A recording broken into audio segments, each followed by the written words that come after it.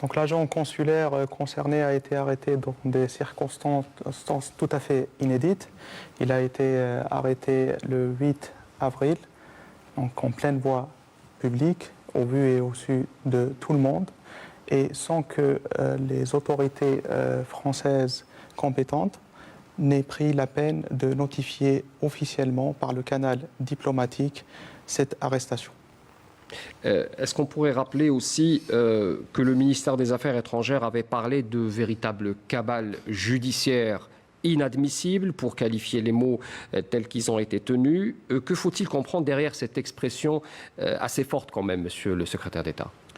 En commençant tout d'abord avec cette histoire d'arrestation qui, comme je l'ai dit, s'est faite sur la voie publique,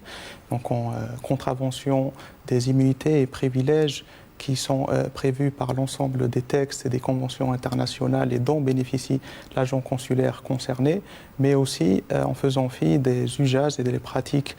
qui doivent prévaloir entre États en la matière. Est venue ensuite la phase des auditions.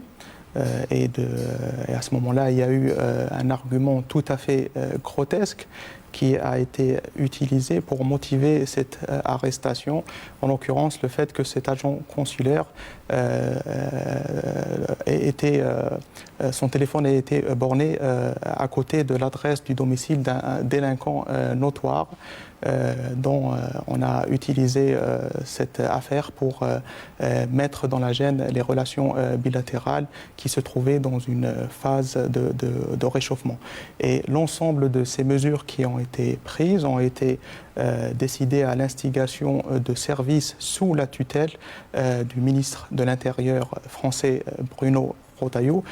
qui assume entièrement la responsabilité de cette nouvelle situation créée dans un contexte tout à fait particulier, car je veux rappeler qu'il y a eu l'entretien téléphonique entre les deux chefs d'État le 31 mars dernier. C'est un entretien téléphonique qui a permis d'acter cette volonté de renouer le dialogue entre les deux pays et de donner à la relation bilatérale une ambition tout à fait nouvelle qui englobe l'ensemble des spectres des questions de coopération d'intérêt commun. Nous nous sommes retrouvés dans une nouvelle dynamique et l'Algérie s'est pleinement engagée à travers l'invitation qui a été adressée par le ministre d'État, ministre des Affaires étrangères à son homologue français qui a effectué une visite en Algérie quelques jours après cet entretien téléphonique.